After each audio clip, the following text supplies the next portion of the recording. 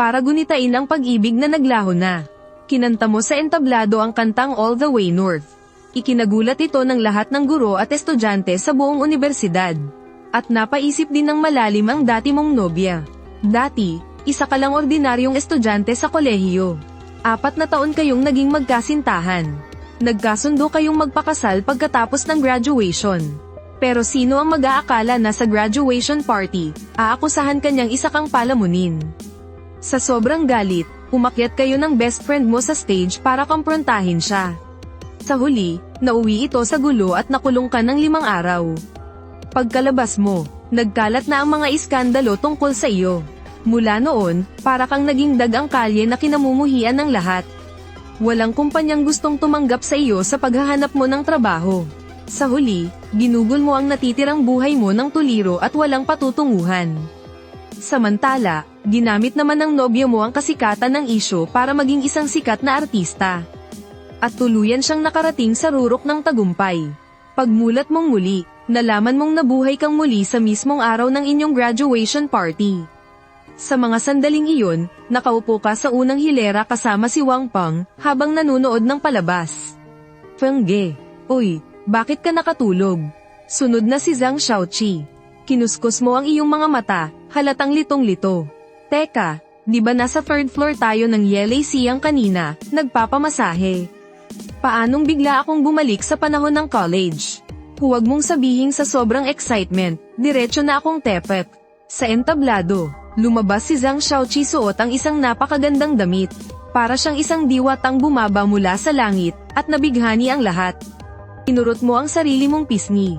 Isang matinding kirot ang naramdaman mo. Leche, hindi to panaginip.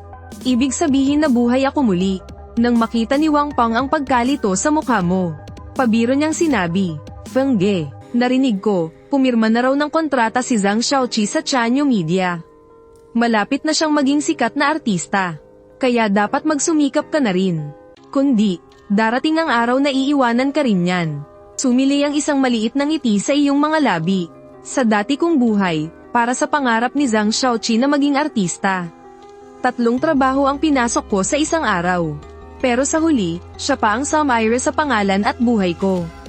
Ngayong nabuhay akong muli, hinding-hindi na ako magpapapi pa sa buhay na ito.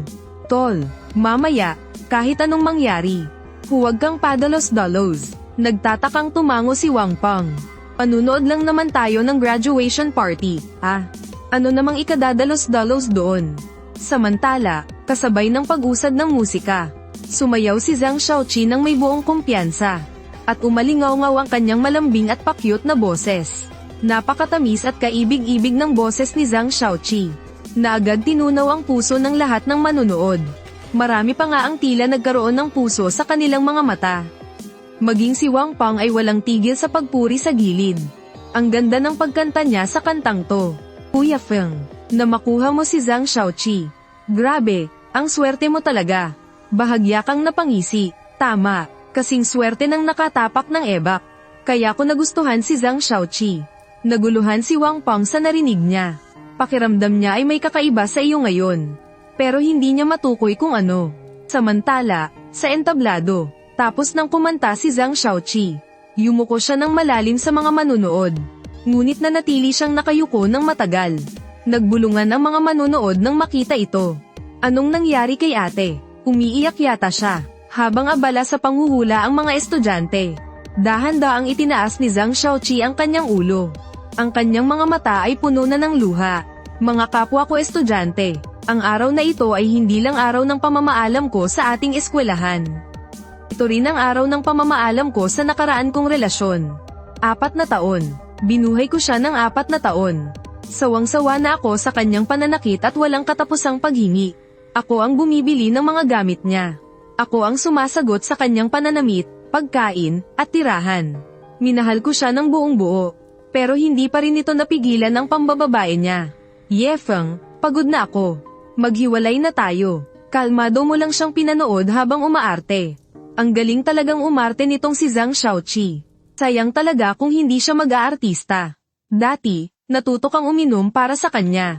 Natutong maglasing. At sa huli, natuto ka na ring tanggapin ang katotohanan. Pero ngayon, hindi pa siya sikat. At hindi pa rin naman sira ang pangalan mo. Hahayaan mo pa bang apihin ka niya? Ang katabi mong si Wang Peng ay tulalang tulala. Gulat siyang napatingin sa'yo. Tapos tumingin siya kay Zhang Xiaoqi na nasa entablado. Agad na namula ang mukha niya. Ibubuka na sana niya ang kanyang bibig para magmura. Pareng Feng, hindi ba't baliktad ang sinasabi ni Zhang Xiaoqi? Malinaw na ikaw ang laging nagsasakripisyo para sa kanya. Ikaw ang nagbayad ng tuition niya sa loob ng 4 na taon. Para kumita ng pera, 3 ang trabaho mo sa isang araw. Habang siya, paarap-sarap lang sa labas. Ikaw naman, araw-araw na nagtitiis sa dorm, puro tinapay at delata lang ang kinakain. Tapos ngayon, ganyan pa ang sasabihin niya tungkol sa'yo. Kailangan nating umakyat doon at harapin siya para magkaalaman na. Taga-sports department si Wang Peng. At siya rin ang pinakamatalik mong kaibigan. Kaya natural lang na hindi niya kayang makita kang inaapi.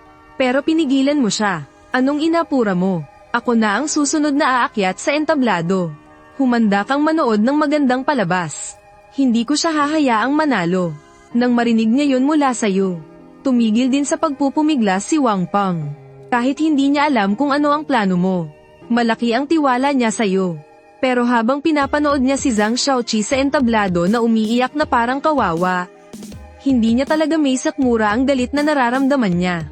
Hayop na babaeng to. Anong karapatan niyang gawin to sa'yo? Hinilat mo ang iyong pulso. At napangiti ka na lang na tila wala nang magawa.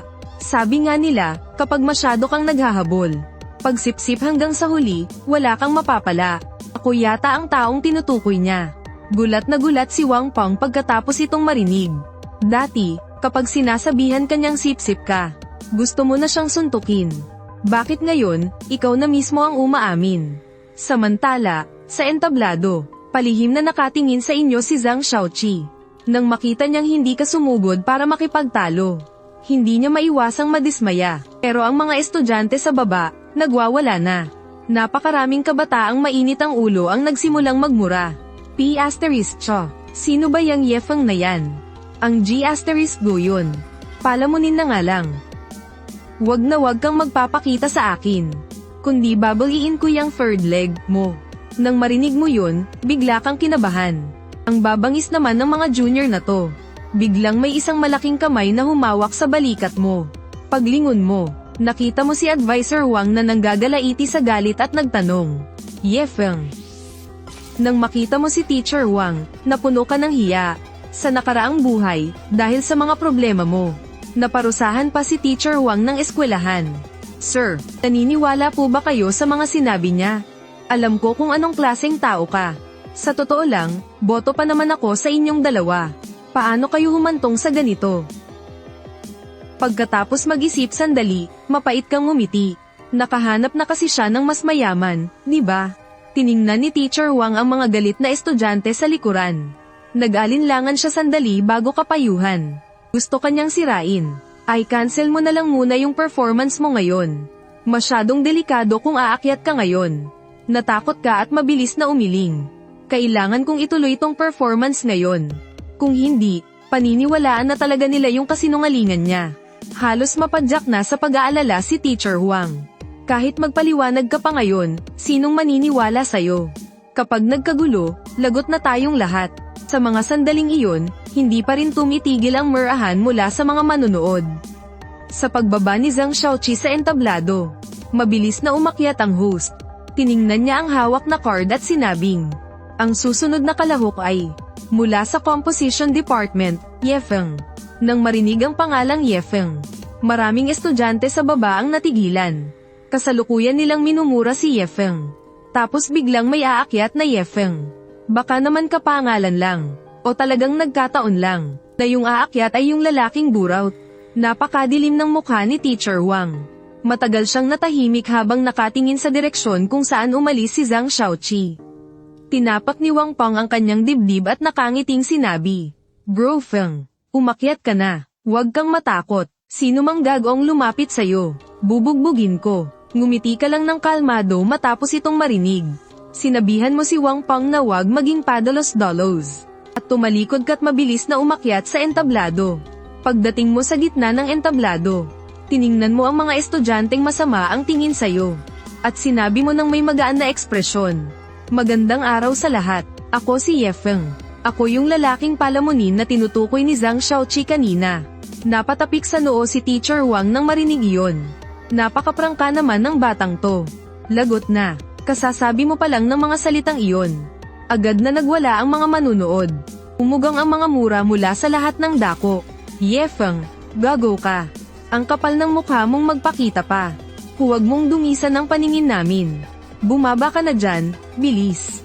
Sa kabila ng lahat ng murang natatanggap mo mula sa kanila. Para kang walang naririnig. Nakatitig ka lang sa direksyon kung saan umalis si Zhang Xiaoqi. Tapos, napangiti ka na lang ng mapakla. Natigilan ng maraming nakikiusyoso. Tingnan mo yung itsura ni Yefeng, mukhang may kwento sa likod niyan ah. Kumaway ka sa mga manunood. Isang staff ang nag-abot sa iyo ng gitara.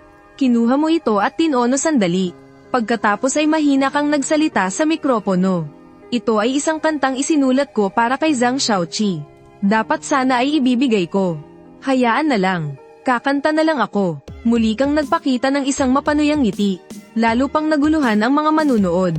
Itong si Yefeng mukha namang masayahin. Hindi siya mukhang masamang tao ah. Sa sandaling ito, bahagyang pumihit pataas ang sulok ng iyong bibig.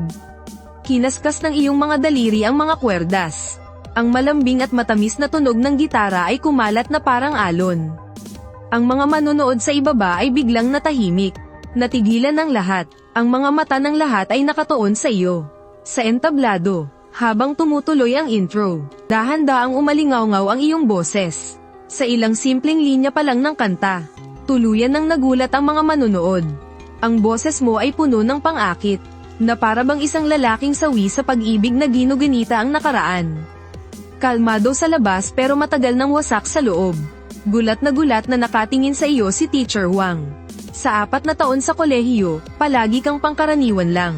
Hindi niya inaasahan na ganito kaganda ang kantang isinulat mo. Sa mga sandaling ito, bahagyang namumula ang iyong mga mata. Ang iyong mukha ay puno ng kawalan ng pag-asa at pait matapos iwanan. Tumingin ka sa mga manunood at nagpatuloy sa pagkanta. Pagkanta mo pa lang ng chorus, natulala ang lahat ng guro at estudyante sa buong paaralan.